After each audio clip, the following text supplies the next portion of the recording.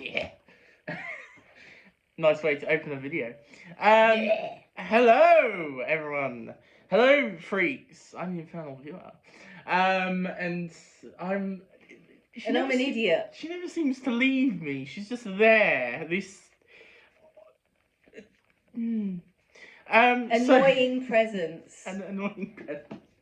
I'm being haunted by my mother. Yeah, like exactly. It's like Paranormal Activity, only you can see me. Just ghosts that you can see. Anyway, so yes, as you read by the title of this video, it is indeed a book review of. We read too. Well, I've done book reviews on this channel already. I haven't. Well, I know, but I have. So anyway, but you've done book reviews on the podcast. Yeah, but has anybody listened to the podcast? Yes. Okay. Anyway, so we're talking about Thanks a Lot Universe.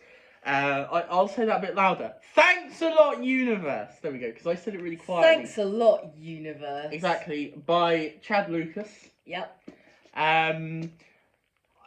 So funny story about this one. I had this on my list before it came out. I didn't pre-order it, but I had it on my Amazon wish list before it came out, and then I saw it was out. The other day. It's late. It is. I'm yawning. Anyway, so I saw it was out the other day and decided to order it with a few other books. We'll talk about those. This will appear on a whole video at some point. Anyway, so I saw it was out, ordered it, and then I was like, oh, I'm just gonna read a chapter. Ended up reading all night. I was up till like 4 in the morning. I woke up at like 4 o'clock, and I could hear him laughing. And I'm assuming it was at the book or at something that you read about the book. I don't really know, but I think it might have been slightly after. I might have watched a video or something. It wasn't like, about the book. Why are you awake at 1:30? I mean, I was going to the loo because I'm old, obviously, and so when you get old, believe me, you just go to the loo constantly in the night. It's really, really, really annoying. This is really what I wanted on my review of this book. A discussion about how bad your bladder is when you're old. I aim to please. Anyway, so to put it in other terms, I absolutely adored this book and just read it straight through. In the early hours of the morning. I more sensibly started it in the morning and finished it in the evening. Yes, you did. So we both basically read it in a day, I guess you could say. I have been in a reading slump. I have not read anything prior to this since March this year. Yeah. I've been in a sort of reading slump, and this was one of the books I've picked up after sort of getting out of the reading slump. So this was great for that. So this okay. So let's actually talk about the book. What's it about? Let's talk about that then. So this is a middle grade. I will say this is. I think I saw a review that said this exact thing, so I'm probably stealing this, but this is the perfect bridging gap. It's not really stealing though, is it? Because it's just like you agree with the sentiment. I know, I didn't mean it like seriously, like I was stealing it, but anyway. You stole it! Exactly, poor headphone users. So anyway, what I was saying was, this is the perfect bridging gap, I think, between middle grade and YA.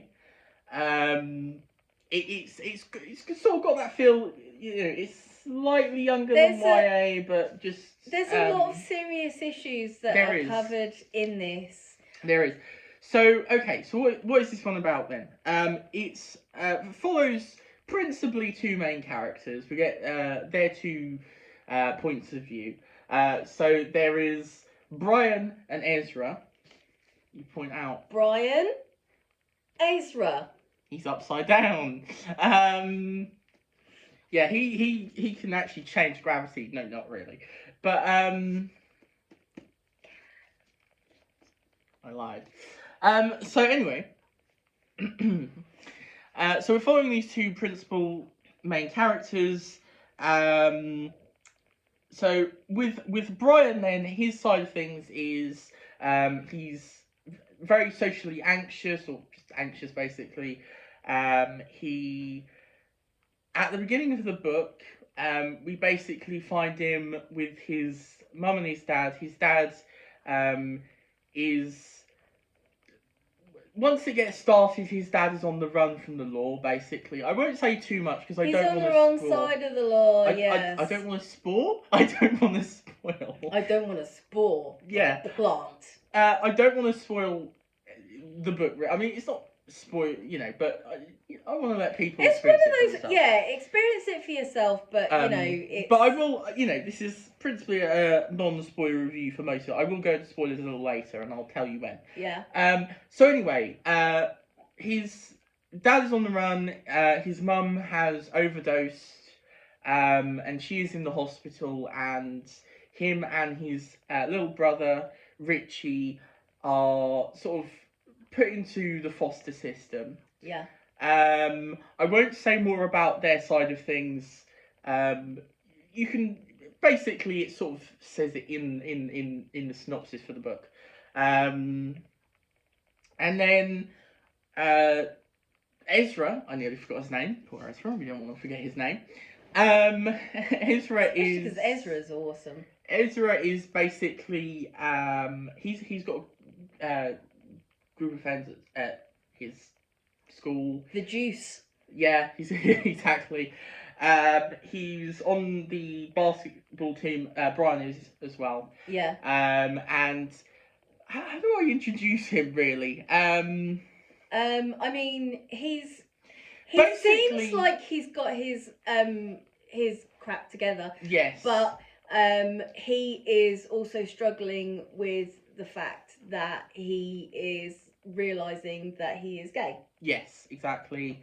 And also, I mean, a large part of his story is like how his world is kind of shifting, things are changing, and he doesn't really know where he stands and stuff like that. His friend group is kind of is shifting and changing because it's kind of so they're 13 years old, and they're finding that, obviously when you're younger, you have this tight-knit group of friends, and then as you get older, some people drift apart. Exactly. Part of life. And things change in that. So, yeah. And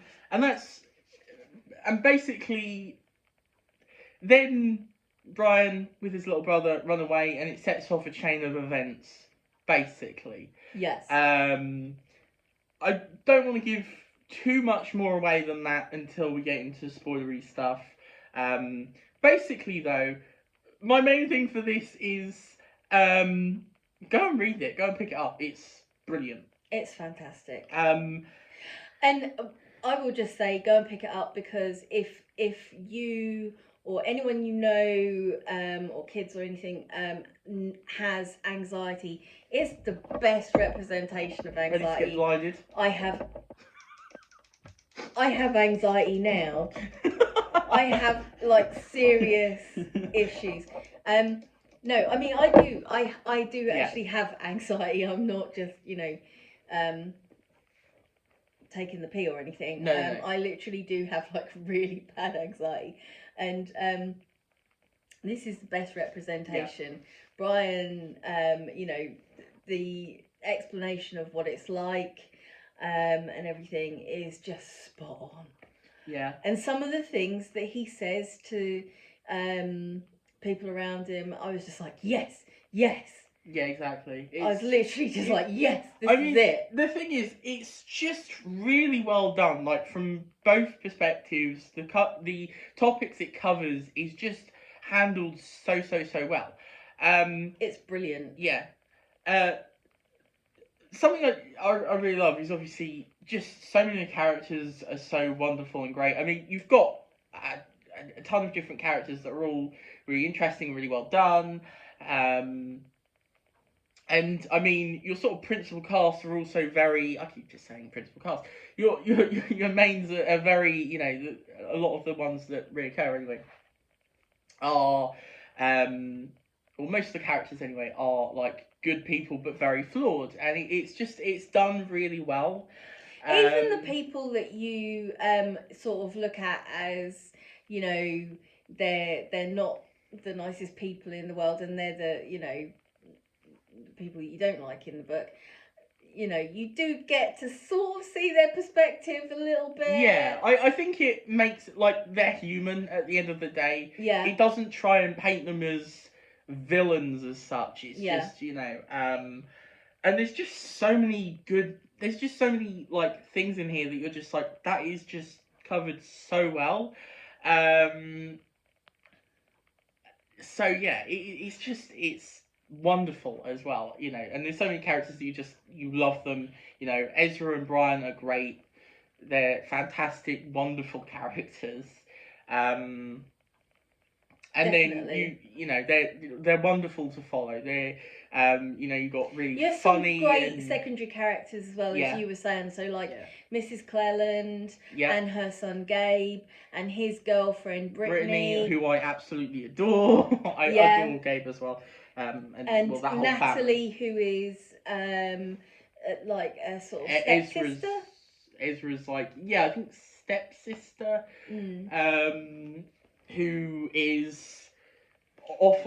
I think She's at college? university. Oh, Yeah, university. or Or college. Yeah, or college, university because somewhere. it's America, so yeah. Yeah. They call it college. So yeah, so she's at college. So they speak through like Zoom. like Zoom basically. We don't see much of her, but she's great as well. I love her. Or FaceTime. Yeah. We've also got Ezra's friends. Ty, who I absolutely adore. I love him. He's we wonderful. love Ty. And Kevin. Yeah, Kevin and Colby. Who's He's the one who's kind of sort of shifting off. yeah, in he's sort of the group. main one that kind of shifts. He basically he's got to that age where he's got a girlfriend, and so the sort of affiliations are shifting, sort of thing. Yeah. So to speak. He does try and bring Ezra with him, but Exactly. Yeah, so I just basically, if you can't tell, we're just gushing at this point. Yes, it's brilliant. But I would like to now delve into the spoiler section. So if you've not read this, if you've not picked this up, Yeah, we should say actually before you go into spoiler Oh. section, I would really like to say it would be great if books, if publishing companies, got on board with actually putting trigger warnings yes, onto all books, Mm. particularly because this is, like you say, it's sort of middle grade to young adult sort of level, and there's a lot of really serious stuff covered there's in some here. heavy stuff in here, and I did say, I think I said to you, I kind of wish that this had some trigger warnings. So actually, that is a very good point. If you were to pick this book up, I would just look at the trigger warnings. Trigger warnings for severe anxiety, obviously suicide, attempt, like parents being away and a child being or children being sort of left. I got so angry. I'm not gonna lie. I got really angry because Brian is 13 and he's got a younger brother, and that's that's the two people that you're looking at when you're talking about his parents are basically messing right up. Exactly. So watch out. And also some sort of homophobia. I think it's more sort of internalized, to be honest, isn't it? Sort of. There's bits of it. Yeah, it's not at the forefront. We'll discuss in spoilers, but yeah, it's Yeah, there's not a massive amount of that, to be honest, and it's which is nice and refreshing. But yeah. Anyway, so should we get into spoilers then? So yeah, if you've not read this book, if you've not picked it up, I mean, you can watch this if you've not picked it up, if you're not that bothered. But I would highly recommend you go and pick this up and read it. So then, jumping into spoilers then, there's quite a few things, like we said, there's quite a few topics touched on. Do you want to get us started on talking about something? Well, okay. So I mean, yeah. So straight away you've got it's Brian's 13th birthday when his dad, his past catches up with him. The police are basically gonna catch him and put him in jail. So he goes on the run. He wakes up. He sees a letter. He thinks it's like something to do with his birthday. He's like wrestling with his brother. Goes into his mum's room and finds that she's had an overdose. Basically, she's taken a load of pills that are prescribed because she's got her own mental health issues, and these are things like it's really serious. I mean, like, so when it comes to anxiety and depression and all that sort of thing, and feeling like your mental health issues are awful, I know exactly how that feels when you've got a kid. Just like, I know it sounds really judgy and that, but like, seriously, that's the most important thing. And it's like, it's his 13th birthday. Yeah. He's I just can't. I can't deal with it. I really can't. It really upset me. I spent most of the book reading it with like just fist of tension in my chest, like the whole way through, and it's a very emotional read. Yeah. I think like the tackling of the anxiety is just really well done, actually. It's brilliant. I honestly, Brian's anxiety is so spot on. Like, he's got social anxiety. He calls it different words as well. He has his own like words for things like sores and stuff. Exactly.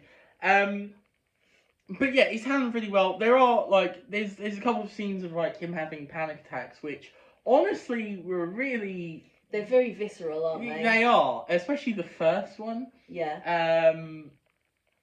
It's just like, oof. I'm so glad that Gabe was there. Yes. Because seriously, if he'd have been trying to handle that on his own, when he'd run away, yeah, that would have been so bad. Exactly. Also, one thing I did.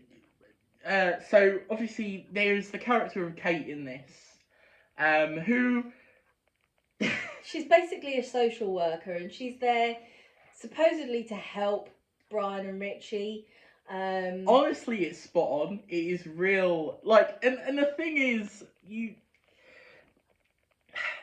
it's like, it kind of feels like she's just kind of there for her job because it's her job, and obviously, there is that kind of thing. Like, that's what we were saying, wasn't it? That like, she's just doing her job.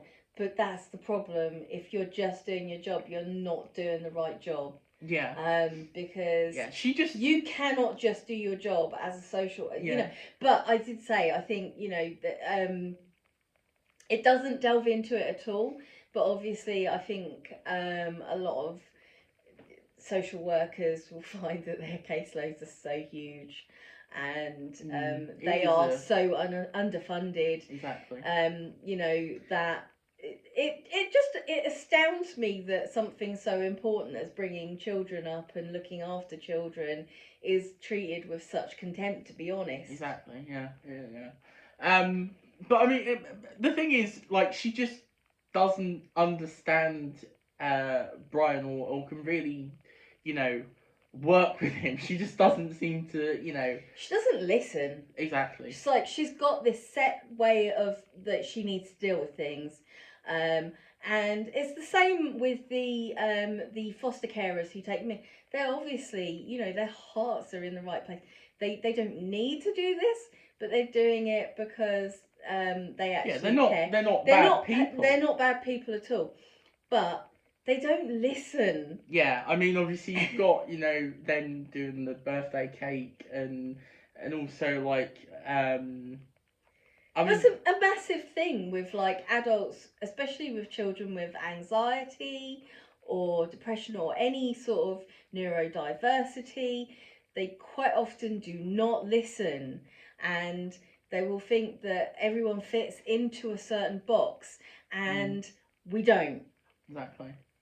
Should we talk about Ezra's side of things as well? Yes. Who, let's just say, very, very sweet. Oh, he's adorable. I love Ezra.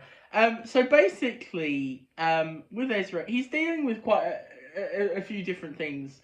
It's not quite as like earth-shattering, but it's very sort of. I think a lot of people will Everything identify. is earth-shattering. Well, though. when you're a child, when you're 13 years old, everything is especially, you know, realizing that you're gay and you're not gonna have the same experiences like, you know, quite a lot of your friends that you were growing up with are sort of like, oh yeah, you know. Yeah. But I really enjoyed how the whole thing was handled and done. Like the multiple aspects of it, not just him being gay, but also like, you know, that feeling of like shifting friendships and maybe like what you've grown up with, you know, feeling like things have changed, Totally not understanding, changing, yeah. And just like, you know, it's just handled really well. It's because very I think reliable, Colby's already sort of shifting away from them anyway, isn't he? The friend group, he's sort of off doing his own thing because he's into girls.